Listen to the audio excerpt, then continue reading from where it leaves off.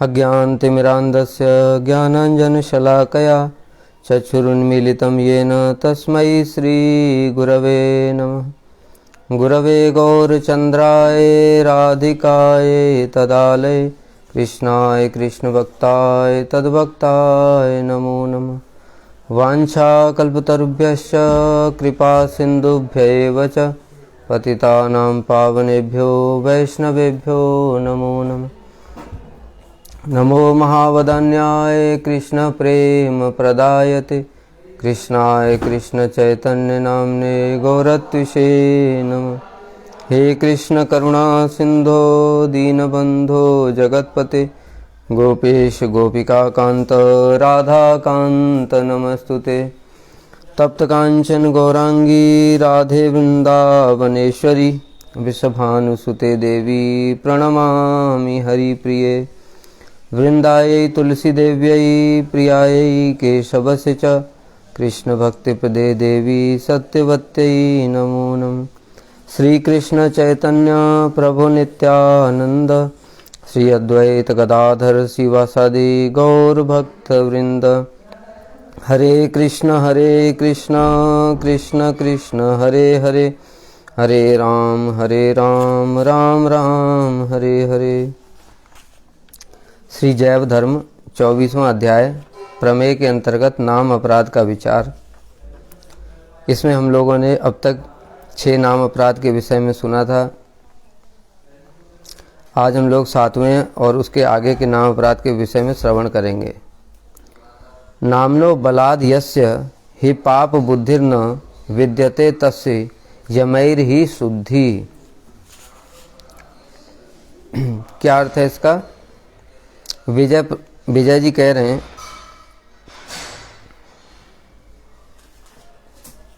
प्रभु आपके अभय चरण कमलों का आश्रय करने के पूर्व कुसंग के कारण हम भी वैसा ही समझते थे। कैसा समझते थे? भगवान के नामों को कल्पित समझते थे। क्योंकि जो ब्रह्म को मानते हैं वो क्या सोचते हैं कि जो भगवान का विग्रह है वो कल्पित है। तो जब भगवान का श्री विग्रह ही कल्पित है तो भगवान का नाम भी कल्पित हो गया। पिछली कथा में हमने उदाहरण दिया था, जैसे श्री राम अवतार है, श्री कृष्ण अवतार है। ये जो राम अवतार कृष्ण अवतार हैं वो अवतार को ही जब वो कल्पना मान रहे हैं, और जो शुद्ध रूप में किसको मानते हैं? वो ब्रह्म को मानते हैं।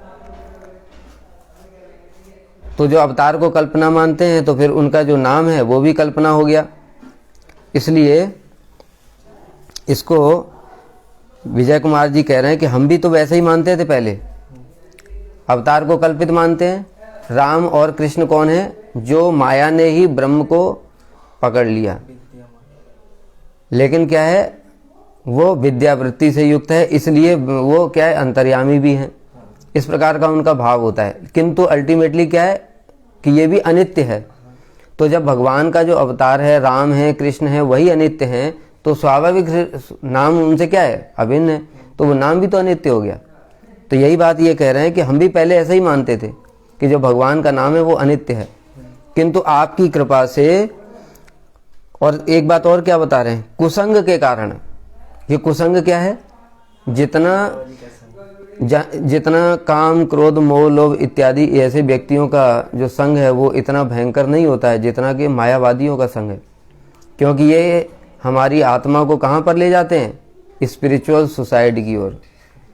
हमने पहले भी कथाओं में बताया है कि सुसाइड, हमारा जो आत्महत्या है, वास्तव में शरीर की हत्या तो आत्महत्या है ही नहीं। शरीर की हत्या ही तो है। किसी ने अगर फांसी से लटक गया तो शरीर नष्ट हुआ, देह नष्ट हुआ, आत्मा तो वैसी है। वो क्या होगा? उसको थोड़ा बहुत दंड मिल जाएगा, आत्महत्या का दंड मिलेगा। किंतु फिर से अगर वो अच्छे कर्म करेगा तो फिर से उसको भजन करने का सुयोग भी प्राप्त होगा। किंतु यहाँ पर जो बताया, अगर मायावादियों का हम संग करते हैं तो हम एक ऐसी अवस्था में पहुंच जाएंगे जहाँ से कि न ऊपर जा सकते हैं, न नीचे जा सकते हैं, न भजन कर सकते हैं, कुछ नहीं। इसी को कहा गया स्पिरिचुअल सुसाइड। इसलिए श्रील प्रभुपाद भक्ति सिद्धांत सरस्वती ठाकुर ने जीव हिंसा इसको ही कहा है, इसको ही वास्तविक जीव हिंसा कहा है। क्योंकि जो शरीरों की हिंसा है वो तो वास्तव में जीव हिंसा नहीं है। जीव माने होता है आत्मा, और आत्मा की हिंसा क्या है? आत्मा की हिंसा वही है कि आत्मा को वास्तविक मार्ग पर न ले जा करके एक ऐसे मार्ग पर पहुंचा देना जहां से कि वो कहीं भी कुछ करने लायक ही नहीं रहता। इसी को स्पिरिचुअल सुसाइड कहा गया है। ब्रह्म ज्योति में जो लीन होने की बात करते हैं वो क्या है? बिरजा नदी के उस पार में जाकर के सिद्ध लोकस्तु तमसा पारे यत्र बसंति ही सिद्धा ब्रह्म सुखे मग्ना दैत्याश्च हरिणा हता, कि इस ब्रह्मांड के बाहर में विरजा नदी है, विरजा नदी के पार में ब्रह्मलोक है, उसको सिद्ध लोक भी कहते हैं। वहाँ पर सिद्धा ब्रह्म सुखे मग्ना, जो ब्रह्म सुख में निमग्न जो सिद्ध लोक हैं, सिद्ध लोग वो वहाँ पर जाते हैं, ज्ञानी योगी ये सब, तो वहीं पर इनको पहुँचा देते हैं। इसलिए यहाँ पर बताया कुसंग। कुसंग का मतलब ये मायावादियों का संग। इनका संग करेंगे तो हम भी ऐसा ही समझेंगे कि राम है, कृष्ण है, इनके नाम भी अनित्य हैं। परंतु आपकी कृपा से, और जगत के लोग भी ऐसे ही मानते हैं, जगत के लोग भी ऐसे ही मानते हैं। कल एक व्यक्ति आया और उसने मुझसे प्रश्न भी पूछा कि ये बताइए कि जो भगवान अवतार लेते हैं वो तो देखा जाता है कि जगत के कल्याण के लिए अवतार लेते हैं, लोगों का दुख दूर करने के लिए, किंतु देखा जाता है वास्तव में तो वो उनका अपना ही दुख है। मैंने कहा कैसे? कहते हैं देखो उनके माता पिता जेल में बंद थे, कंस ने उनको बंद कर दिया था कारागार में वसुदेव देवकी को, तो उनको छुड़ाने के लिए आए। मैंने कहा अच्छा, और दूसरा? कहते हैं कि देखो सीता जी उनकी पत्नी है, उनको रावण ने चुरा लिया, उसके लिए युद्ध करने के लिए गए, इसमें संसार का कल्याण कैसे? तो मैंने कहा भाई एक बात बताओ, सीता जी चलो कृष्ण का तो तुमने बताया कि माता पिता बंद थे इसलिए उन्होंने अवतार लिया, लेकिन क्या राम जी क्या सीता जी के साथ पैदा हुए थे क्या? वो तो बाद में उनकी पत्नी बनी, बाद में पत्नी बनी कि नहीं? फिर मैंने उनको समझाया कि देखो भगवान जो होते हैं ना, मुहूर्ते नापि संहर्तुम शक्ति यद्यपि दानवान मदभक्ता ना विनोरार्थम करो विविधा क्रिया। भगवान के एक अंश है परशुराम जी, भगवान के एक अंश है परशुराम जी। वो परशुराम जी कंस को मारने वाले थे, तो कंस ने हाथ जोड़ करके विनती की, प्रभु मैं क्षत्रिय नहीं हूं, मैं तो असुर हूं। तो परशुराम जी ने उसको छोड़ दिया। लेकिन अगर भगवान उस परशुराम जी को आदेश दे देते कि कंस को मार दो, तो उसी क्षण कंस को समूल नष्ट कर देते कि नहीं, सारे असुरों के साथ में। और वो जो परशुराम है वो तो भगवान भी नहीं है, वो तो भगवान के शक्त्यावेशावतार हैं, अर्थात जीव मात्र हैं, और उनके अंदर भगवान ने अपनी शक्ति का संचार किया है। भगवान एक जीव के द्वारा ही ऐसे असुरों का संहार करवा सकते हैं, उसके लिए भगवान को अपनी अवतार लेने की आवश्यकता है क्या? तो ये क्या है कि जगत के लोग भी इन सब तत्वों से अवगत नहीं है, क्योंकि उनको साधु संग मिलता ही नहीं है। और वो जो अपना किताबें पढ़ते हैं और अपने बुद्धि से जैसा समझ लेते हैं उसी को सत्य मान लेते हैं। अब इस प्रकार से का जो अगर सोचो विचार रहेगा तो भगवान की वास्तविक जो तत्व है उसको समझ ही नहीं पाएंगे। फिर जो भजन इत्यादि करेंगे उससे भी कुछ लाभ तो होगा नहीं। इसलिए तत्व ज्ञान बहुत आवश्यक है, साधु संग करना बहुत आवश्यक है। तो आपकी कृपा से, साधु की जब कृपा होगी तब हमको वास्तविक तत्व समझ में आएगा, और जब तत्व समझ में आएगा तभी हमारा भजन सही डायरेक्शन में जाएगा। इसलिए बताया था कि अपराध जानने के लिए इसलिए बहुत बहुत आवश्यक है, क्योंकि हम नाम अपराध करते जा रहे हैं। हमको नाम अपराध करते करते 20 साल हो गए, और फिर हमने लोगों से सुना कि नाम के फल से ऐसा होता है, नाम के फल से अजामिल का उद्धार हो गया, ये हो गया, वो हो गया। हमारे मन में पहला क्या आएगा, मैं तो 20 साल से नाम कर रहा हूं, मेरा तो कुछ हुआ नहीं। ये लोग झूठ बोलते हैं। शास्त्र में पढ़ेंगे कि नाम, एक नाम से इतने पाप नष्ट हो जाते हैं जितने कि पापी सारे जीवन भर नहीं कर सकता है। और हमको रोग है, व्याधि है, 20 साल से हरि नाम भी कर रहे हैं। तुरंत मन में आएगा ये सब शास्त्र में लिखा है, ये झूठा लिखा है। लोग बोलते हैं झूठा बोलते हैं, साधु बोलते हैं झूठा बोलते हैं, सबके ऊपर संदेह हो गया। अब नाम भी छोड़ दोगे, सब खत्म, भक्ति जीरो, अपराध। और जो पहले से अपराध थे उसके बाद ये और अपराध कर दिया। क्या शास्त्र की जो नाम की महिमा है उसको अतिशयोक्ति मान रहे हैं, उस पर श्रद्धा नहीं है, शास्त्रों में भी विश्वास नहीं है, साधु में भी विश्वास नहीं है। तो इससे क्या हो गया, एक पहले से ही पुराने अपराध के कारण तो नाम अपराध चल रहा था, अब वो नाम अपराध भी बंद हो गया, बिल्कुल ही जीरो हो गया।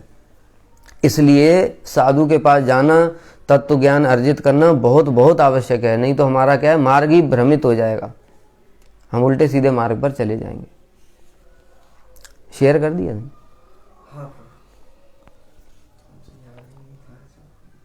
परंतु आपकी कृपा से वैसी बुद्धि अब जाती रही है। जब साधु कृपा करेंगे, कौन से साधु, सब साधुओं से जाने से भी नहीं चलेगा। भगवान ने गीता में बताया, तुमको खुद ढूंढना पड़ेगा। देखो एक विचार, विशेष बात क्या है, हम जगत में पढ़ाई करते हैं, जब पढ़ाई करते हैं तो खूब टीचर ढूंढने के लिए कितनी चेष्टा करते हैं। कोई टीचर क्या हमारे पास चल करके आते हैं क्या? हमको मैथ का टीचर चाहिए, हमको फिजिक्स का टीचर चाहिए, केमिस्ट्री का टीचर चाहिए, इंग्लिश का चाहिए, चाहिए कि नहीं चाहिए? अपने 50 दोस्तों से पूछते कौन सा टीचर अच्छा पढ़ाता है, उसके पास जाकर भी पढ़कर भी चेक करके आते हैं, देखते हैं, सब विचार करते हैं। और पता कैसे चलता है अच्छा है कि बुरा है? जो पढ़ाने का तरीका आता हो, जिसको क्वेश्चन के आंसर दे देता हो, इस प्रकार से तो उसका आचरण ठीक हो, ठग ना हो, ये सब देखते हैं कि नहीं? वैसे साधु के लिए कोई हमको चिंता नहीं है। साधु तो जैसे लग रहा है कि अपने आप ही आएगा, भगवान भेजेंगे और साधु आएगा और हमारे ऊपर कृपा करके जाएगा। साधु को प्राप्त करने के लिए, ढूंढने के लिए कोई चेष्टा नहीं करनी हमको। तो फिर कहाँ से मिलेगा? इसलिए भगवान ने गीता में बताया, तद विद्धि प्रणिपातेन परिप्रश्नेन सेवया उपदेशयन्ति ते ज्ञानम ज्ञानिना तत्वदर्शिना। साधु कैसा होना चाहिए? तत्वदर्शी। ये मुख्य बात है, तत्वदर्शी होना चाहिए वो।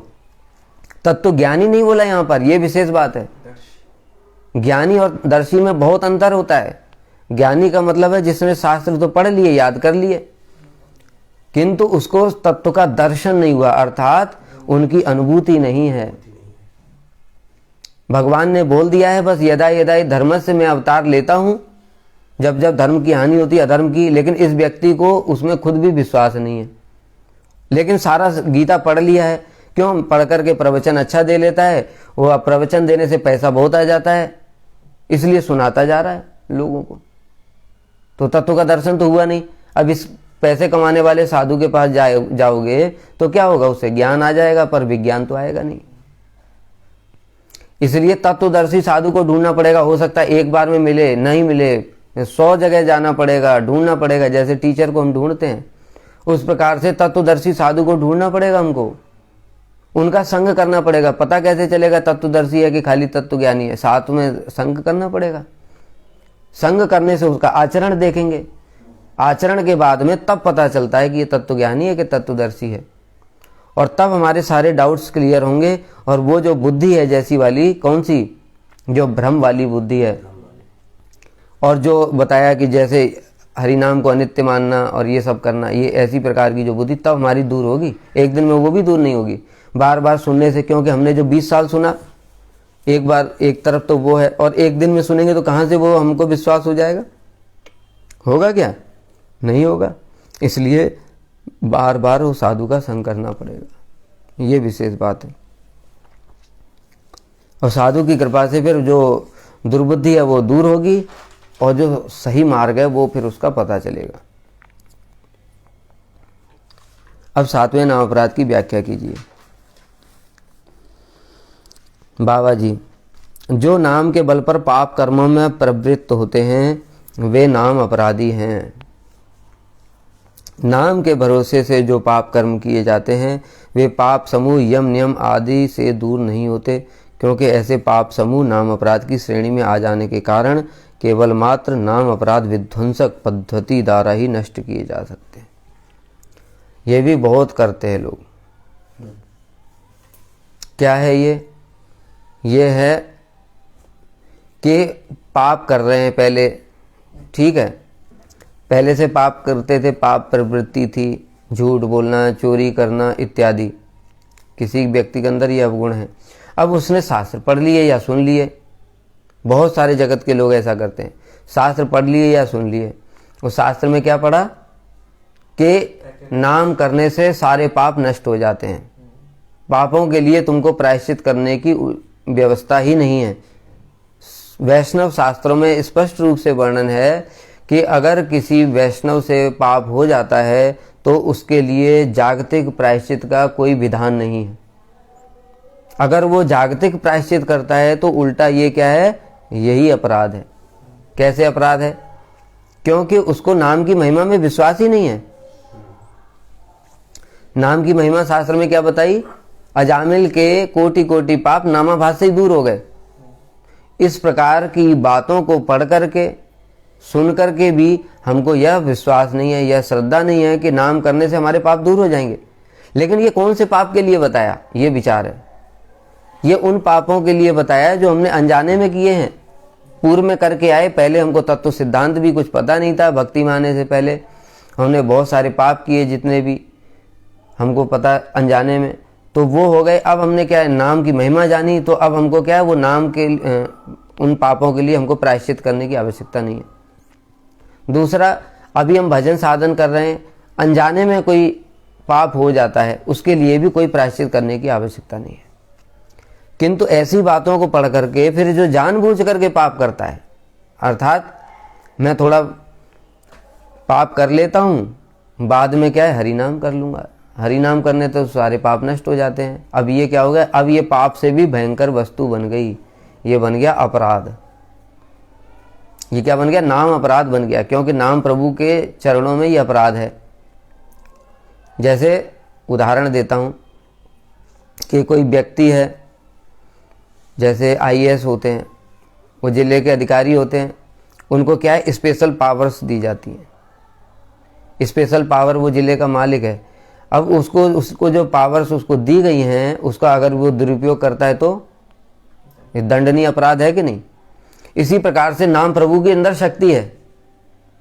नाम प्रभु के अंदर कितनी शक्ति है कि वो सारे पापों को ध्वंस कर सकते हैं, किंतु हमने उस शक्ति का क्या किया, दुरुपयोग किया, जान करके पाप कर रहे हैं और सोच रहे हैं कि इस शक्ति के द्वारा मैं इन पापों को नष्ट कर दूंगा। तो उससे क्या होगा, नाम प्रभु रुष्ट हो जाते हैं, और रुष्ट होकर के क्या करते हैं, फिर ये अपराध बन जाता है, नाम अपराध। अब ये दूर नहीं होगा।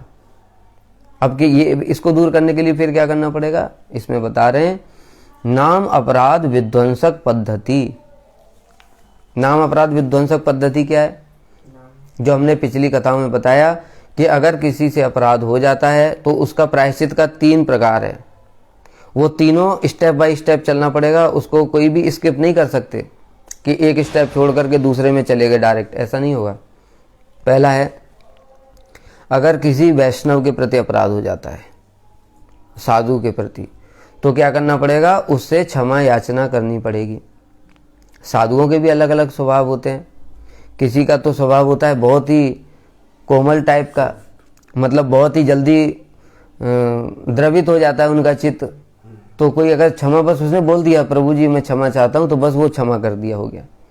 लेकिन किसी किसी का स्वभाव ऐसा नहीं होता है, स्वभाव भी अलग अलग है साधुओं के। तो उसमें क्या है, अगर उसको बार बार क्षमा मांगनी पड़ेगी। अगर वो एक बार नहीं करते तो हो सकता है इससे भी क्षमा ना करें। तो जब पहला अगर स्टेप अगर काम नहीं करता है, अर्थात साधु क्षमा याचना करने के बाद भी अगर क्षमा नहीं करते, तो फिर दूसरा स्टेप है, लंबे समय तक साधु की सेवा करनी पड़ेगी। उस सेवा करने से क्या होता है, साधु प्रसन्न हो जाते हैं, प्रसन्न होकर के हमारे अपराधों को क्षमा कर देते हैं। और फिर तीसरा है, अगर ये दोनों भी काम नहीं करते, मान लो कि साधु अप्रकट हो गए, हमने अपराध किया इनके चरणों में, साधु अप्रकट हो गए, अथवा वो दूर चले गए, अब हम उनके पास ही नहीं जा सकते, ऐसी स्थिति में क्या करें, तब फिर तीसरा है, रोते हुए हरि नाम करना। रोते हुए का तात्पर्य क्या है, हृदय से बार बार प्रायश्चित करना। क्या प्रायश्चित, कि जो साधु हमको भक्ति प्रदान करने वाले हैं, उनके ही चरणों में मैंने अपराध कर दिया और मैं भक्ति चाहता हूँ, मेरे जीवन पर धिक्कार है, मुझे भक्ति कैसे मिलेगी, संभव ही नहीं है, मेरा कुछ नहीं हो सकता। इसलिए हे नाम प्रभु मुझे क्षमा कर दो, अपराध में दोबारा ऐसा, फिर ऐसे दोबारा अपराध ऐसे नहीं करूँगा। तो प्रायश्चित अगर नहीं करेंगे तो क्या होगा, हमारा पाप करने की, अपराध करने की जो प्रवृत्ति है वो नष्ट नहीं होगी। इसलिए कोई भी अपराध होता है उसके लिए प्रायश्चित जरूरी ही है। पहला जो बताया, साधु से क्षमा याचना करनी है, उसके बाद भी प्रायश्चित भी करना है। उन्होंने क्षमा कर दिया फिर भी प्रायश्चित करना है। क्यों? क्योंकि हमारी जो प्रवृत्ति है ना अपराध करने की, वो खत्म होनी चाहिए। वो कैसे खत्म होगी? प्रायश्चित करने से खत्म होगी। और दूसरा है कि साधु की सेवा करने तब भी प्रायश्चित करना है कि चलो ये साधु तो बड़े दयालु हैं, इन्होंने मुझे क्षमा तो कर दिया, लेकिन मेरी प्रवृत्ति कैसी है अपराध करने की, और अगर मैं ऐसे अपराध करता रहूँगा तो मेरा भजन बिल्कुल भी नहीं होगा, उल्टा जीरो हो जाएगा, भक्ति से भी मुझे जाना पड़ेगा। इस प्रकार से प्रायश्चित करना चाहिए। मुझसे अपराध कैसे हो गया, दोबारा नहीं करूँगा, इस प्रकार से प्रण करना चाहिए। तो प्रायश्चित तो सब समय करना है। तो ये है नाम अपराध विध्वंसक पद्धति, और कुछ नहीं है तो रोते हुए हरि नाम। जैसे हमने बताया, साक्षात इसका प्रमाण देखते हैं हम, साक्षात बिल्कुल। पाप ये अपराध करने के कारण कितने सारे लोग हमको अपना अनुभव बताते हैं, अपराध करने के कारण ही तुरंत साथ की साथ ही मन कलुषित हो गया, चित्तवृत्ति दूषित हो गई, उसमें काम क्रोध मोह लोभ जागृत हो गए। फिर वैष्णव से क्षमा याचना करी, साथ ही साथ मन भी ठीक हो गया। कितने लोग ऐसे करके अपना अनुभव बताते हैं। और एक उदाहरण जो श्री भक्ति विचार यायर गोसाई महाराज जी के जीवन चरित्र में देखा गया, उनके पास में एक व्यक्ति आया, वो व्यक्ति का उंगली कटने वाली थी। डॉक्टर ने बता दिया इसका ऑपरेशन होगा, इसको काटना पड़ेगा, नहीं तो इन्फेक्शन पूरे हाथ में फैल जाएगा, बाद में हाथ ही काटना पड़ेगा, कोई ऑप्शन नहीं बचा। तो एक दिन ऑपरेशन के लिए जाने से पहले वो श्री भक्ति विचार यायर गोसाई महाराज जी के पास आए। कहते महाराज मेरे को तो कल ऑपरेशन है, आप मुझे आशीर्वाद दीजिए ठीक ठाक हो जाए। तो महाराज ने कहा क्या हो गया? कहते हैं कि हाथ में इन्फेक्शन हो गया और डॉक्टर ने बोला है हाथ उंगली काटनी पड़ेगी। तो उन्होंने महाराज जी ने क्योंकि बताया वो तो महापुरुष हैं इसलिए वो जानते हैं, उन्होंने कहा तुमने किसी वैष्णव के चरण में अपराध किया है, इस कारण से तुमको अपनी उंगली गंवानी पड़ेगी। और देखो पाप का तो इलाज है लेकिन अपराध का कोई इलाज ही नहीं है, तुमको दंड भोगना ही पड़ेगा, कोई भी उसको बचा ही नहीं सकता। क्योंकि देखो कारण क्या है, बचाने वाले कौन है? देवता तो है नहीं, बचाने वाले जो टॉप मोस्ट अथॉरिटी हैं वो है भगवान। अब भगवान ही जब तुमसे रुष्ट हो गए तो अब कौन बचाएगा? मारे कृष्ण राखे के, राखे कृष्ण मारे के। जब कृष्ण ने सोच लिया कि मुझे इसको दंड देना ही है तो तीनों लोकों में अगर कोई बीच में देवता आ गया तो उसकी भी पिटाई होगी। वो बचाएगा क्या? वो तो उसकी अपनी पिटाई अलग होगी कि अच्छा तू इसको बचा रहा है ना, ले अभी तुझको भी मजा चकाता हूं। भगवान के रास्ते में कौन आएगा? बताए ना, नारायणो अपि विकृतिम याति गुरु प्रचित्तस्य दुर्बुद्धे कमलम जलाद पेतम शोषयति रविर न पोषयति। जो गुरु वैष्णव हैं उनका आश्रय ग्रहण करने से वो पोषण करते हैं। कैसे? जैसे कमल है जल के अंदर जब तक रहता है तो सूर्य क्या करते हैं? उसको पोषण करते हैं, विकसित करते हैं। लेकिन उसी कमल को जल से बाहर रख दो तो वही सूर्य है, वही कमल है, अब क्या होगा? वो जल जाएगा, एक दिन के अंदर ही मुरझा करके बिल्कुल बेकार। उसी प्रकार से हम जब तक गुरु वैष्णवों के आश्रय में हैं तब तक वो क्या कर रहे हैं? भगवान ये सूर्य कौन है? नारायण। भगवान हमारा पोषण कर रहे हैं, हमारे ऊपर कृपा कर रहे हैं, हमारा सब देखभाल कर रहे हैं, हमारे खाने पीने हर चीज की व्यवस्था भगवान कर रहे हैं। किंतु जिनका आश्रय था गुरु वैष्णवों का, उनको तो तुमने छोड़ दिया, उनके प्रति अपराध कर दिया। अब क्या होता है? नारायणो अपि विकृतिम। यहाँ पर विशेष बताया नारायण भी विकृत हो जाते हैं। कहने का तात्पर्य क्या है? नारायण सामान्य रूप से विकृत नहीं होते। क्यों? वो सब शुद्ध सत्व में सब समय स्थित हैं, भगवान विशुद्ध सत्व हैं। तो वो सब समय क्या रहते? आनंद में रहते हैं, उनको कभी किसी से हर्ष शोक होता ही नहीं है। लेकिन जैसे ही कोई उनके भक्तों के प्रति अगर कोई अपराध कर देता है तो नारायण भी विकृत हो जाते हैं। अर्थात जो उनका सौम्य स्वभाव है, जो उनका स्वरूप है, उससे क्या होता है? उसको वो छोड़ करके फिर क्या कर देते हैं? वो भी क्रोध प्रकट कर देते हैं, जैसे दुर्वासा के ऊपर किया था। इसलिए भगवान ने बताया देखो भाई, समोहम सर्वभूतेषु न मे द्वेष्य अस्ति न प्रिय। मैं सबके लिए समान तो हूं, मेरा कोई द्वेषी भी नहीं है, प्रिय भी नहीं है। किंतु स्पष्ट ही बोल दिया, किंतु ये भजन्ते तु माम भक्त्या मयि ते तेषु चाप्यहम्। भक्तों के लिए ये नियम नहीं चलेगा। भक्तों के प्रति जो अगर कुछ गड़बड़ करेगा तो उसको दंड भी दूंगा मैं, फिर मुझे गुस्सा भी आ जाता है। और अगर कोई भक्तों की सेवा करेगा तो उसको कृपा भी करूंगा क्योंकि उस पर मेरा प्रीति भी होती है। तो भगवान ने बोल दिया कि ये सबके लिए है समानता का व्यवहार, किंतु भक्तों के केस में ऐसा नहीं है। जो उनसे प्रेम करता है वो मेरा प्रिय है, जो उनसे द्वेष करता है वो मेरा द्वेषी है। सिंपल सी बात ये है, ये सिद्धांत है भगवान का। इसलिए अगर अपराध हो जाता है इस प्रकार से, पाप अगर हो जाए तो ऐसा मत सोचो कि मैं तो हरिनाम करने से इसको जानबूझ करके पाप करना, पाप हो जाए नहीं। अगर अनजाने में पाप हो गया तो हरिनाम करने से वो क्या हो गया? प्रायश्चित हो गया। लेकिन अगर जान करके पाप करोगे तो क्या होगा? वो नाम अपराध हो गया। अब वो पाप नहीं रहा, पाप तो नष्ट हो जाता प्रायश्चित से, नाम अपराध हो गया, ये किसी प्रायश्चित से नष्ट नहीं हो सकता।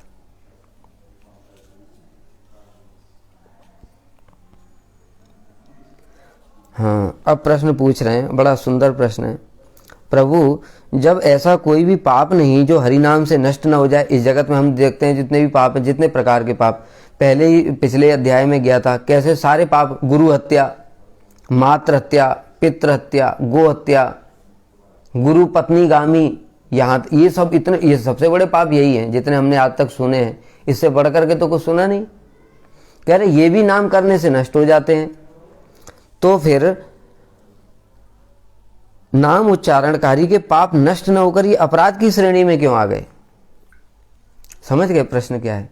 प्रश्न ये है कि पाप, कोई भी ऐसा पाप नहीं है जो नाम से नष्ट नहीं होता है। तो ये वाला जो पाप किया, छोटा भी पाप किया, तो वो नाम अपराध कैसे हो गया, जबकि नाम से तो बड़े बड़े पाप नष्ट हो जाते।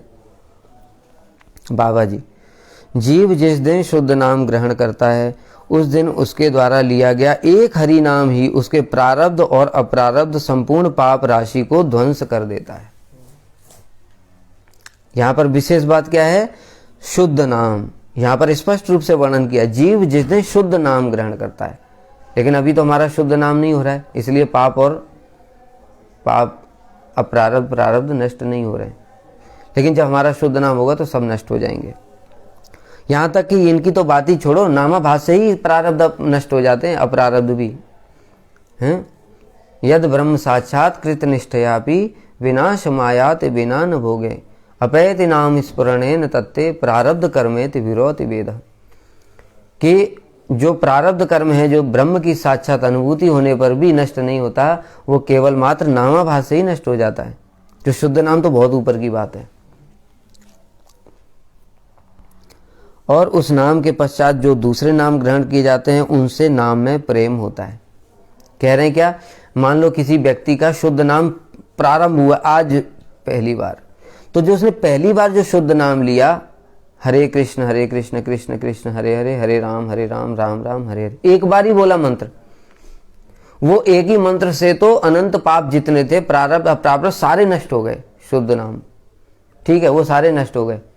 अब अगला जो मैं हरे कृष्ण कृष्ण कृष्ण हरे हरे, हरे राम राम राम हरे हरे, ये जो दूसरा मंत्र बोला है, इससे प्रेम उत्पन्न हो जाएगा। नाम ग्रहण करने की वास्तव में विधि तो यही है, किंतु हमारे ना सभी जीवों के हमारे बहुत अपराध हैं, बहुत जन्मों के बहुत अपराध हैं। हमने भी साधुओं की निंदा की है पूर्व जन्मों में, इस प्रकार से शास्त्रों में अविश्वास किया है, नाम की महिमा के विषय में काल्पनिक कल्पना समझा है। मैं तो अपना खुद ही बता रहा हूँ, जाने या अनजाने में होता है ऐसा। क्या कि जब हम पढ़ाई करते थे तो उस समय एक हमारे साथ में एक बंगाल का एक व्यक्ति भी था, तो हम कृष्ण भक्त थे, तो उसने सोचा कि इनको बता दूं कि महाप्रभु भी कृष्ण है। तो उसने हमको बताया, तो हमने कहा कि हमें तो विश्वास ही नहीं हुआ। हमने कहा सभी लोग ऐसे ही कहते हैं, ये भी भगवान है वो भी भगवान है, तो ये भी तो अपराध हुआ ना। तो इसलिए हमारे जाने या अनजाने में बहुत बहुत कोटि कोटि जन्मों के अपराध हैं। इसलिए नाम प्रभु अपनी शक्ति को प्रकाशित नहीं कर रहे, किंतु देखो जिसका अपराध नहीं होता है उसके सामने साक्षात उसी क्षण नाम प्रभु अपनी शक्ति प्रकाशित कर देते हैं। कैसे? अजामिल का देख लो, इतना पापी था, हम तो इतने पापी नहीं है। देखो विचार करो, हमने तो इतने पाप ही नहीं किए, किंतु हमारा नाम शक्ति नहीं दिखा रहा है और अजामिल के नाम ने शक्ति दिखा दी। कारण क्या बना? भाई उसने पाप तो पूरा जिंदगी किया था, किंतु अपराध नहीं था। नाम प्रभु को अपराध से ही मतलब है, बस पाप से नाम प्रभु को कोई मतलब नहीं। तुम कोटि कोटि पाप करके बैठे हो, कोई बात नहीं, नाम प्रभु कहते ठीक है मेरी शरण में आ जाओ, मैं तुम्हारे सारे पापों से मुक्त कर दूंगा। कृष्ण ने बोला, तो वहां पर बोला क्या? अहम त्वाम सर्व पापेभ्यो मोक्षयिष्यामि मां शुचः, शोक मत करो, मैं तुम्हें समस्त पापों से मुक्त कर दूंगा। यहां अपराध बोला, यही विचार है। अपराध नहीं बोला भगवान ने, अहम त्वाम सर्व अपराधेभ्यो मोक्षयिष्यामि बोला, कोई नहीं बोला। किसी शास्त्र में ऐसा नहीं लिखा है, किसी शास्त्र में ऐसा नहीं लिखा, सब जगह पाप लिखा है। और नाम प्रभु ने वो कर भी दिया। जैसे ही अजामिल अनजाने में ही भगवान के नाम के शरणागत हुआ, उसी क्षण ही क्या हो गया, उसके सारे पाप नष्ट हो गए और विष्णु दूतों ने उसकी रक्षा भी कर दी। किंतु हम उससे बहुत बड़े वाले हैं, अपराधी हैं हम।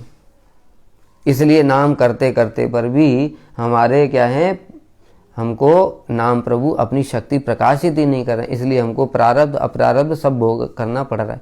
इसका उपाय क्या है? यही उपाय है कि बस इनको भोग लो और नाम प्रभु से क्षमा याचना करते रहो कि आगे और नाम अपराध नहीं करूँगा और मेरे आप पुराने वाले अपराधों को क्षमा कर दें। बस यही उपाय है, नाम करते रहो। धीरे धीरे ये अपराध जब खत्म हो जाएंगे तब जो अजामिल को शक्ति दिखाई दी थी वो हमको भी उसी क्षण दिखाई देगी, उसी क्षण दिखाई देगी।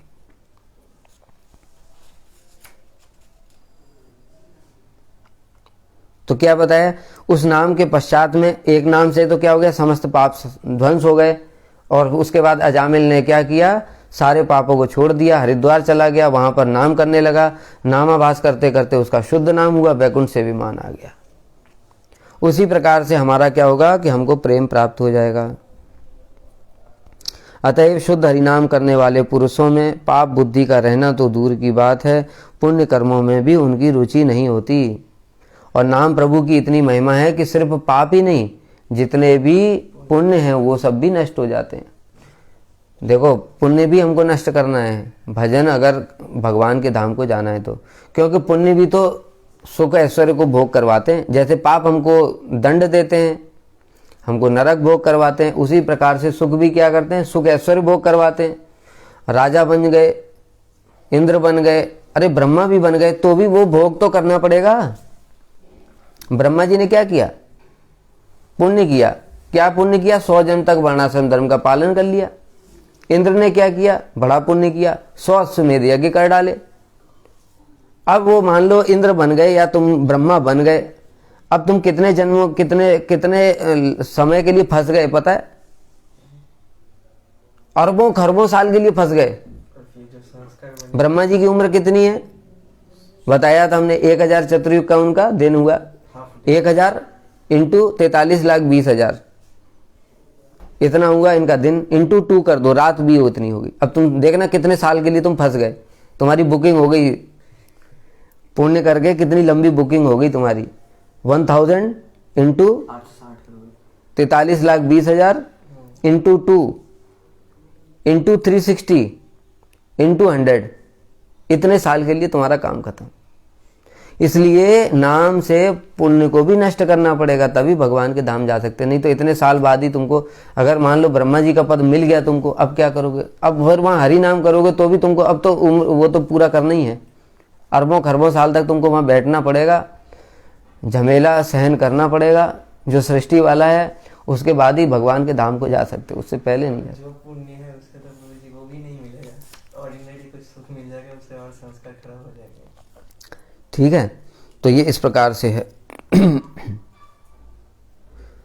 तो जो शुद्ध नाम करने वाले हैं उनकी पाप में तो खैर रुचि होती नहीं है, पाप में प्रवृत्ति नहीं होती, पुण्य में भी कोई रुचि नहीं होती। नामाश्रित व्यक्ति कभी भी पाप नहीं करेंगे।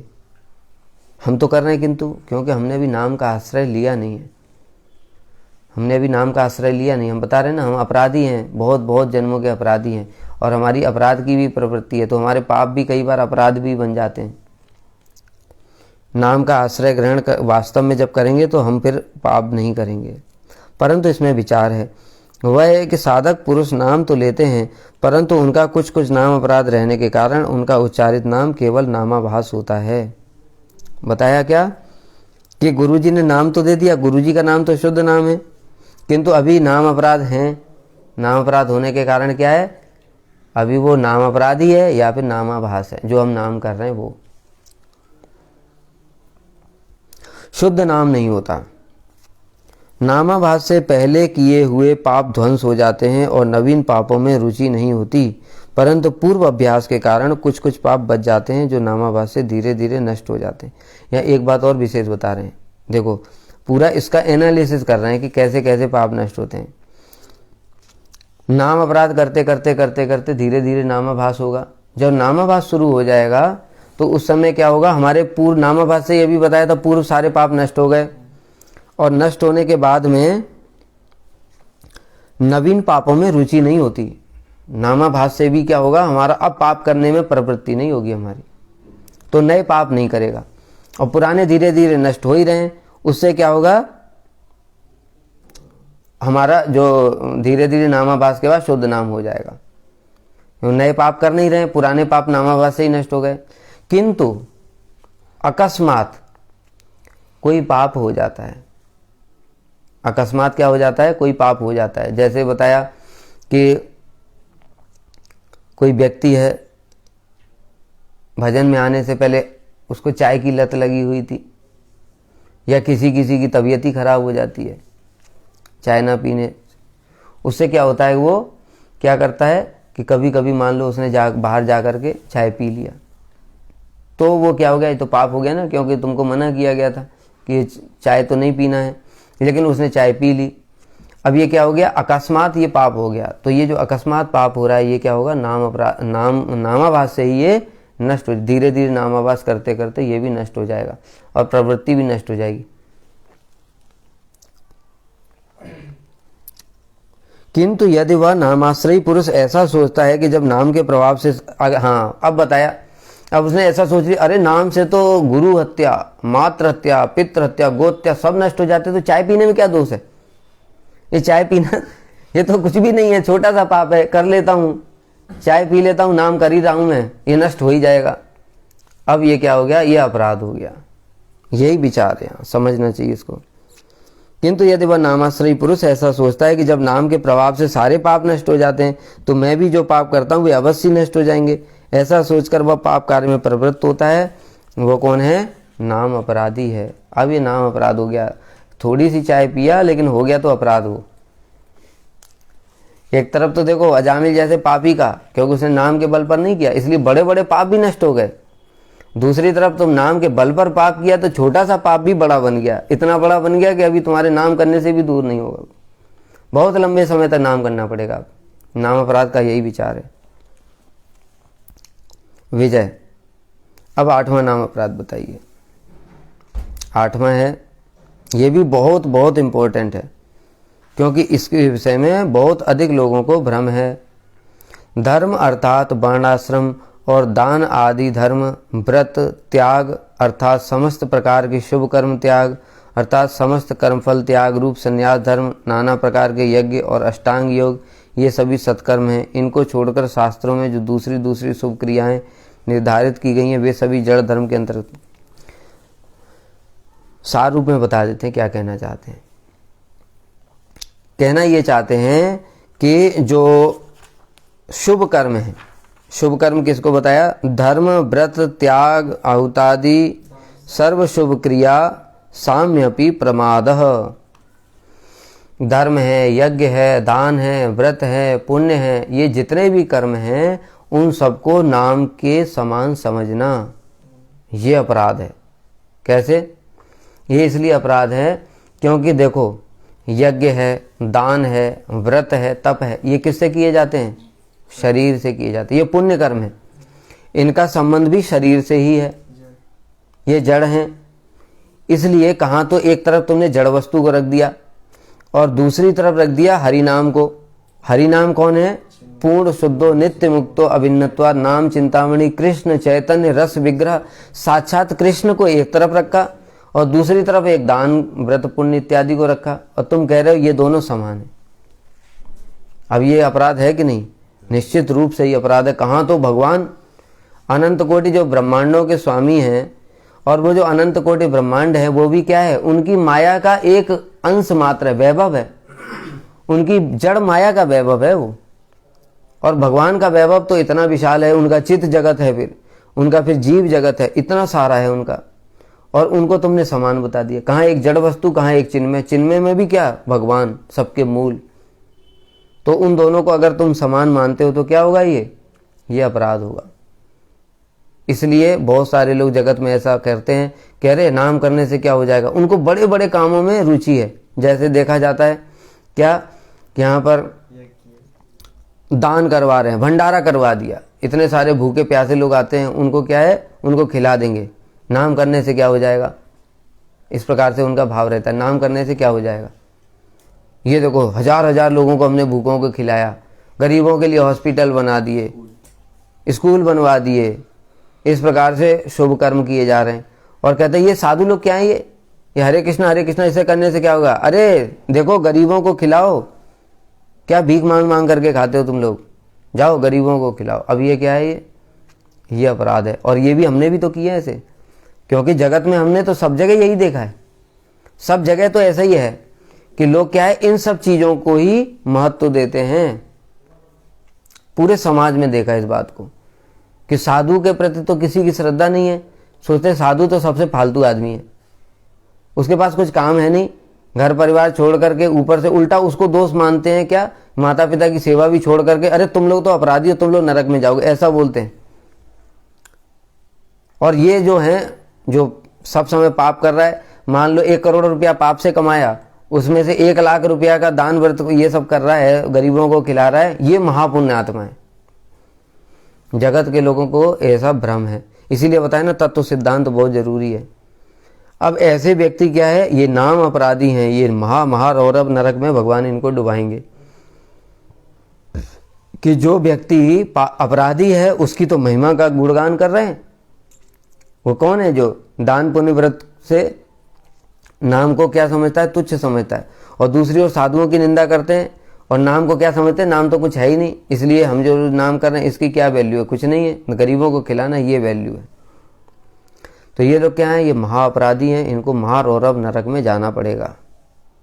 कहाँ तो एक तरफ नाम प्रभु स्वयं कृष्ण है और कहाँ गरीबों को खिलाना। देखो सब समय याद रखना, गरीबों को खिलाने का जो ड्यूटी है वो हमारी नहीं है, भगवान इस जगत को पाल रहे हैं, भगवान सृष्टि करते हैं, भगवान प्रलय करते हैं और भगवान ही मेंटेन करते हैं।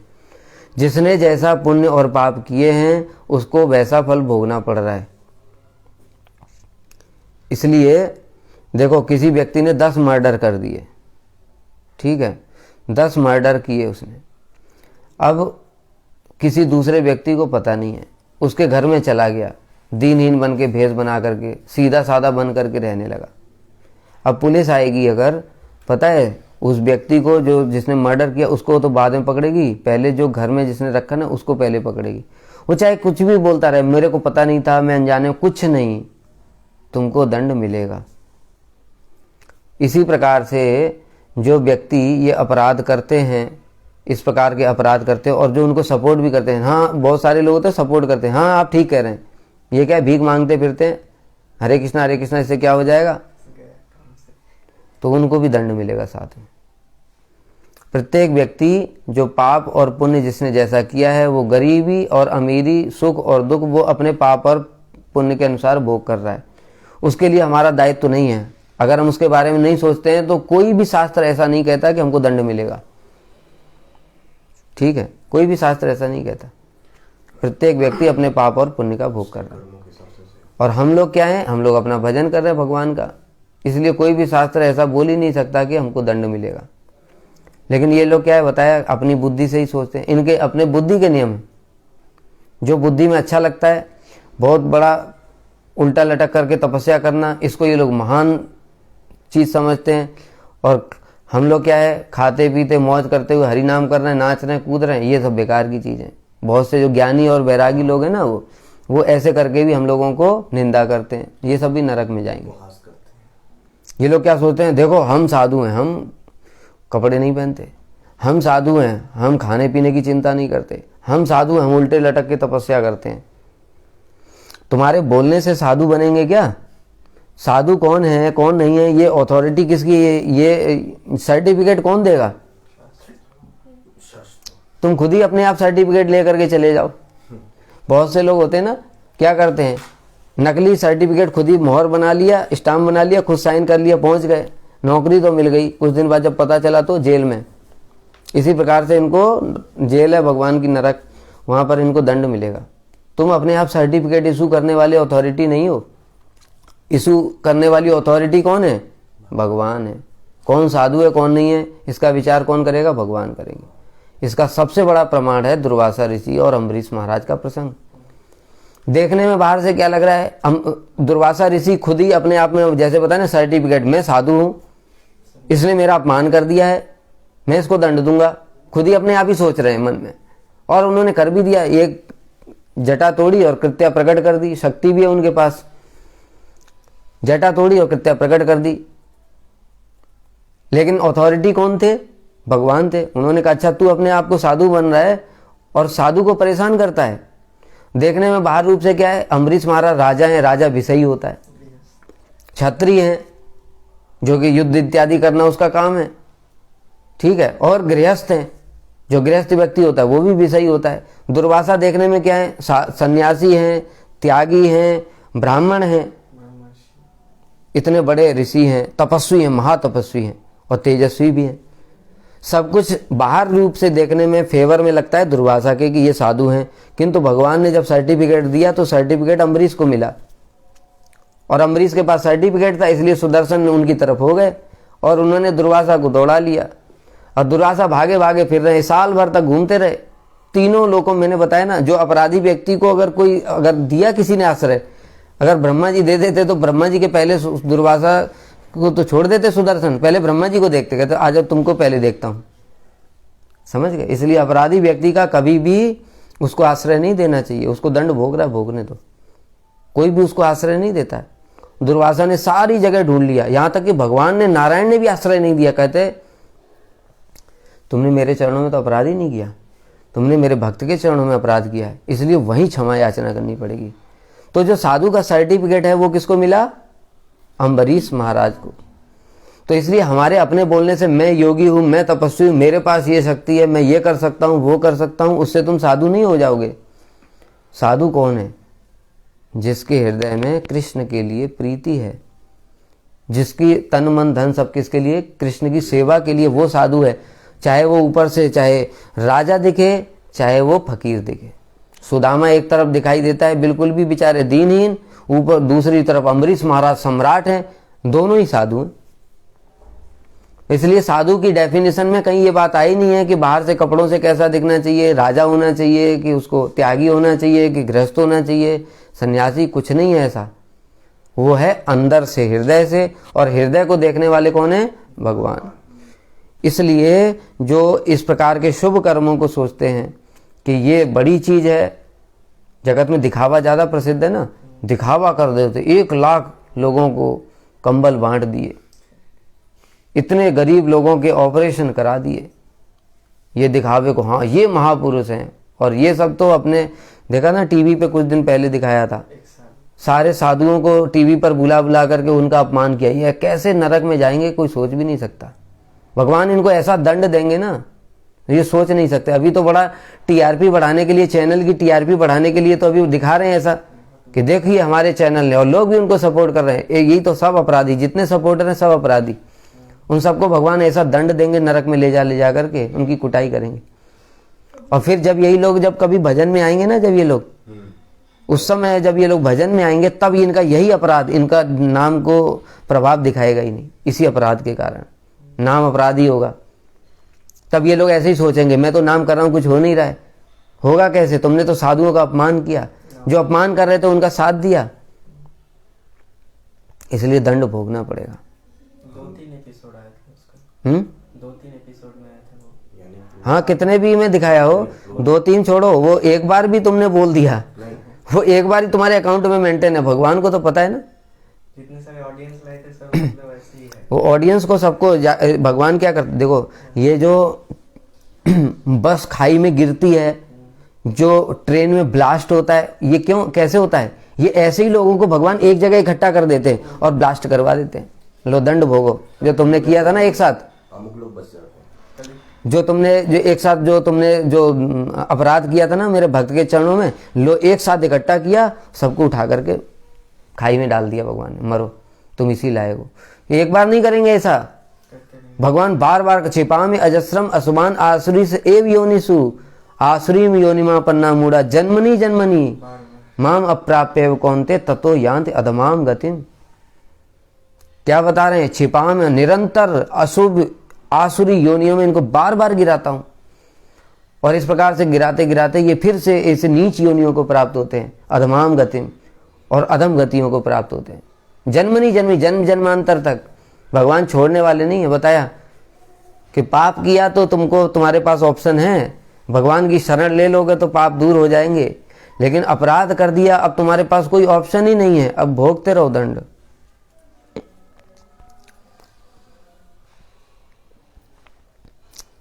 तो ये जो 8वां नाम अपराध था इसका ये विचार था। तो ये क्या बताया, जो दान पुण्य व्रत यज्ञ तप ये सब तो क्या है, जड़ हैं, क्योंकि जड़ शरीर के द्वारा की जाती है। किंतु इसमें विचार है, अगर यही क्रिया भक्त के लिए और भगवान के लिए की जाती है तब ये जड़ नहीं होती। इसलिए एक होता है दान, एक होता है सेवा। दान का अर्थ क्या है, जब हम किसी ऐसे व्यक्ति को कुछ वस्तु देते हैं जो आत्मधर्म में प्रतिष्ठित नहीं है या आत्मधर्म में प्रतिष्ठित होने का प्रयास भी नहीं कर रहा है, तो ये तो हो गया दान, ठीक है। और इसमें दो चीज हो गई, एक दान देने वाला और एक हो गया लेने वाला। जो लेने वाला है वो कौन हो गया, याचक, और जो देने वाला है वो दाता। तो जो याचक है वो सब समय दाता से छोटा होता है कि नहीं। इस जगत में जो दान देने वाला है वो बड़ा माना जाता है, और जो याचक है उसके आगे हाथ जोड़ करके खड़ा रहता है, ये दान है। दूसरा होता है सेवा, किसी ऐसे व्यक्ति को जो आत्मधर्म में प्रतिष्ठित होने की प्रयास कर रहा है अथवा हो चुका है, इसको कुछ भी देना, वो क्या है, सेवा। इसमें क्या है, दो वस्तुएं इसमें भी, एक सेव्य एक सेवक। तो देखो, जो देने वाला है चाहे 1 करोड़ रुपया दे, तब भी जो लेने वाला है उसके आगे हाथ जोड़ करके खड़ा रहता है। देखो कितना इस जगत में जो व्यवहार है उसी में अंतर दिखाई देता है, व्यवहार में ही अंतर दिखाई देता है। हम गुरु जी के पास जाते हैं, कोई भी इस जगत का कितना भी अमीर आदमी हो, सचिन तेंदुलकर हो चाहे अमिताभ बच्चन हो, जब किसी साधु के पास जाते हैं 1 करोड़ का चेक देते हैं, तो क्या साधु उनके आगे हाथ जोड़ करके खड़ा होता है? कभी ऐसा देखा आज तक? कौन खड़ा होता है? इसी जगत की बात कर रहा हूं मैं, कई चीज जगत की बात नहीं कर रहा। इसी जगत में देख लो, यहां तक कि प्रधानमंत्री मोदी भी अपने गुरु के आगे कैसे जाता है? प्रधानमंत्री है तो इंडिया का सबसे टॉप मोस्ट व्यक्ति है, कैसे जाता है? गुरु हाथ जोड़ करके खड़े रहते हैं, नीचे पैर माथा जमीन में टिका करके उनको प्रणाम करता है और पैसा भी देता है। ये क्या हुआ? ये हो गई सेवा। और दूसरी ओर जो बताया, तो जो सेवक है वो सब समय छोटा ही रहेगा, कितनी भी सेवा क्यों ना करे, ठीक है। और दूसरी ओर जो सेव्य है वो सब समय बड़ा ही रहेगा। और दूसरी ओर बताया तो जो दान है उसमें क्या है, याचक और दाता। जो दाता है वो सब समय बड़ा ही रहेगा। और दूसरी बात, सेवा का जो बताया, किसी ऐसे व्यक्ति को दे रहे हैं जो आत्मधर्म में प्रतिष्ठित है अथवा प्रतिष्ठित होने के लिए प्रयास कर रहा है, तो इसका फल इसका जो फल है वो भी किसको मिलेगा? आत्मा को मिलेगा, अर्थात इससे भक्ति बढ़ेगी। और दूसरी ओर किसी सांसारिक व्यक्ति को वही चीज देने से उससे क्या होगा? उससे पुण्य बढ़ेगा। पुण्य मतलब स्वर्ग इत्यादि सुख भोग ये सब मिलेगा, किंतु वो भक्ति नहीं है, उसका फल शरीर को मिलेगा। इसलिए दोनों विचार को समझना पड़ेगा कि दोनों में क्या भेद है। एक चीज हम सांसारिक व्यक्ति को भी दान दे रहे हैं, उसके लिए यज्ञ कर रहे हैं, उसके लिए व्रत कर रहे हैं, उसके लिए तप कर रहे हैं, तो उसका फल शरीर को मिलेगा। लेकिन वही विष्णु और वैष्णवों के लिए किया जाता है तो वही भक्ति हो जाता है।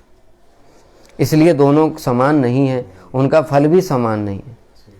एक का फल आत्मा को मिलता है और उससे भक्ति बढ़ती है, और दूसरे का फल शरीर को मिलता है, उसका भक्ति से कोई संबंध नहीं। अतः हरि नाम के साथ किसी भी सत्कर्म की तुलना नहीं की जा सकती।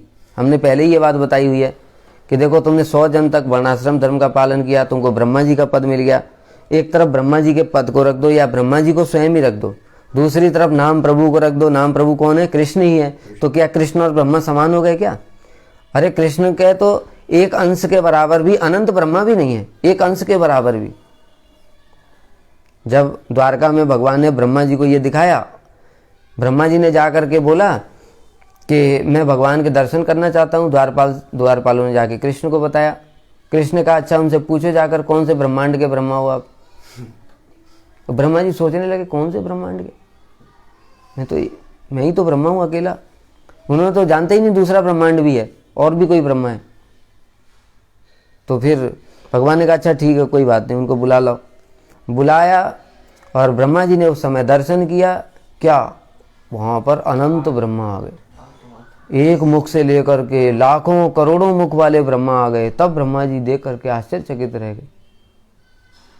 तो कहाँ तो कृष्ण है और कहाँ पर ये अनंत ब्रह्मा है। तो भी सारे अनंत ब्रह्मा मिलकर के क्या है, सब अपने माथे को चौखट पे, भगवान की चौखट पे जो है रगड़ रगड़ करके प्रणाम कर रहे हैं। तो कभी ये संभव ही नहीं है। इसलिए इस जगत में जो सबसे बड़ा पुण्य कर्म है वो भी एक नाम के बराबर नहीं हो सकता। सारे पुण्य कर्म इस जगत के अनंत जीवों के अनंत पुण्य कर्म को मिला दिया जाए तो भी वो एक हरि नाम के बराबर भी नहीं है। नाम की इतनी महिमा है, क्योंकि वो स्वयं कृष्ण है। इसलिए जो ऐसा मानता है वो नाम अपराधी है। यदि कोई उन कर्मों से मिलने वाले तुच्छ फलों के लिए श्री हरि नाम से प्रार्थना करते हैं तो भी नाम अपराधी हैं। क्या बता रहे हैं कि हे नाम प्रभु आप मेरी नौकरी लगवा दो, हे नाम प्रभु आप मेरे बेटी की शादी करवा दो, हे नाम प्रभु मेरे को रोग है, दुख है बहुत, इसको दूर करवा दो। इसमें देखो उद्देश्य बताया इस बात को समझना, यहाँ पर बड़े सूक्ष्म विचार हैं। सूक्ष्म विचार ये है, एक भक्त है, उसको रोग है, वो उस रोग के कारण परिक्रमा नहीं जा सकता। अब नाम प्रभु से प्रार्थना करता है, प्रभु मेरे अपराधों के कारण देखो मेरी ऐसी दुर्गति है, निज कर्म दोषे ये देह हिला भजनेर प्रतिबंध। अपने ही कर्मों, ये मेरा ही है, अपना पाप किया हुआ अपराध है जो भी है, किंतु इसके कारण से मैं क्या है परिक्रमा नहीं कर पा रहा, साधु संग नहीं कर पा रहा, मुझ पर कृपा करो, ये रोग दूर कर दो। ये अपराध नहीं है। क्यों कर रहा है वो? क्यों कर रहा है वो? क्योंकि वो भक्ति करना चाहता है, भक्ति में आगे बढ़ना चाहता है, साधुओं की सेवा करना चाहता है। दूसरी ओर अपने सुख भोग के लिए मुझे कष्ट हो रहा है, वो कष्ट मुझे सहन नहीं करना है, इसलिए नाम प्रभु ऐसा कर दो, तब अपराध है। तो जो व्यक्ति मांगने वाला है उसका किस प्रकार का भाव है। मान लो कोई व्यक्ति है, देखो गृहस्थ भक्तों के उदाहरण देता हूँ, कोई व्यक्ति है उसकी बेटी की शादी नहीं हो रही, उसने सोच रखा है बेटी की शादी करते ही मैं पूरा अपना टाइम पूरा भजन में ही दूंगा, ठीक है, लेकिन बेटी की शादी नहीं हो रही, इसलिए उसने नाम प्रभु से मांगा प्रभु इसकी शादी करवा दो जल्दी। ये अपराध नहीं है। किंतु किसी ने मांगा सामान्य रूप से बेटी की शादी नहीं, परेशानी बहुत हो रही है, जल्दी से बोझ है, जल्दी हटे यहाँ से, अब ये अपराध है। तो कहने का तात्पर्य बाह्य क्रियाओं को देखकर ही हम नहीं समझ सकते, इसलिए बताया सर्टिफिकेट कौन देगा साधु का? कोई भी साधु को सर्टिफिकेट नहीं दे सकता, केवल मात्र भगवान और उनके शुद्ध भक्त वही सर्टिफिकेट इशू करते हैं, ये भक्त है, ये साधु है। बाह्य क्रियाओं को देखने से हम कभी भी अनुमान लगा ही नहीं सकते। इसलिए ये भी नाम अपराधी है जो सत्कर्मों के बराबर नाम को मानते हैं, और जो नाम से ऐसे इस प्रकार की सांसारिक चीजें मांगते हैं, ये सब भी अपराधी हैं, क्योंकि इससे अन्य अन्य सत्कर्मों के साथ श्री नाम की साम्य बुद्धि हो पड़ती है। अच्छा, यहाँ एक विशेष बात बताया अभी, क्या कि नाम करने से, नाम प्रभु से जो जागतिक वस्तु को मांगना क्यों अपराध है, यहाँ पर एक विशेष कारण बताया। इसको अपराध क्यों बताया? पता है क्यों बताया? इसलिए बताया, देखो मैंने 100 रुपया लेकर के दुकान पर गया, मैंने कहा भाई 1 किलो सेब दे दो, ठीक है, 1 किलो सेब तो 100 रुपये का, 100 रुपये किलो सेब है तो 100 रुपये उसने दे दिया। अब मैं एक कोहिनूर हीरा लेकर के गया, वो अरबों खरबों रुपए का है, और उसे कहा कि 1 किलो सेब दे दो, जो एक तुच्छ वस्तु थी। यद्यपि मैं ये सिर्फ उदाहरण समझाने के लिए दे रहा हूं, ठीक है, लेकिन इसका जो यहाँ पर बताया वो ऐसे ही समझ में आएगा। तो जो नाम है साक्षात चिन्मय कृष्ण है, और उनकी वैल्यू को तुमने इतना घटा दिया, उससे एक जो सत्कर्म से जो फल मिलता है, क्या तुम थोड़ा बहुत यज्ञ व्रत दान इत्यादि कर देते तो उसी से तुम्हारा नौकरी लग जाती, बेटी की शादी हो जाती, रोग दूर हो जाता, पाप दूर हो जाता। कहाँ नाम प्रभु चिन्मय स्वयं कृष्ण, उनसे तुमने उनकी वैल्यू को इतना घटाकर उससे ऐसी तुच्छ वस्तु मांगी, इसलिए अपराध है। ये कारण बताया यहाँ पर, विशेष बात है, समझो इसको। देखो फिर से बताता हूँ, क्योंकि इससे अन्य अन्य सत्कर्मों के साथ श्री नाम की साम्य बुद्धि हो पड़ती है, अर्थात जो सत्कर्म का फल है वही नाम का फल है। जो सत्कर्म से जो वस्तु प्राप्त होती है वही नाम से भी मैं प्राप्त करना चाहता हूं, इसलिए नाम को तुमने सत्कर्म के समान ही मान लिया, इसलिए अपराध हुआ ये। तुम लोग सत्कर्मों के फलों को तुच्छ जानकर हरिनाम का अप्राकृत बुद्धि से आश्रय करो, इसी का नाम अविदेय ज्ञान है। क्या बता रहे हैं कि सत्कर्मों का जो फल है, जो पुण्य कर्म इस जगत में दिखाई देते हैं, वो तो अत्यंत तुच्छ हैं, इसलिए उनको तुच्छ जानकर, और हरिनाम कौन है? अप्राकृत है, स्वयं कृष्ण है, नाम चिंतामणि है, कृष्ण चैतन्य रस विग्रह, वो कृष्ण को ही हमारे सामने ला करके खड़ा कर देंगे। तो फिर हम उनसे ये छोटी छोटी वस्तुएं क्यों मांग रहे हैं? ये तो हो गया उनकी वैल्यू को बहुत घटा करके एक जागते 100 रुपए के नोट के जरा समान उनको 1 किलो फल मांगना, बस ऐसा, इसलिए अपराध है। इसमें भी क्या भाव है भीतर से कि नाम को सामान्य सत्कर्म के समान समझ लिया और उससे वही फल मांगते हैं, इसलिए अपराध की श्रेणी में आया। अब जो 9वां और 10वां नाम अपराध है वो फिर हम लोग अगली क्लास में करेंगे। वाञ्छाकल्पतरुभ्यश्च कृपा सिन्धुभ्यैव च पतितानां पावनेभ्यो वैष्णवेभ्यो नमो।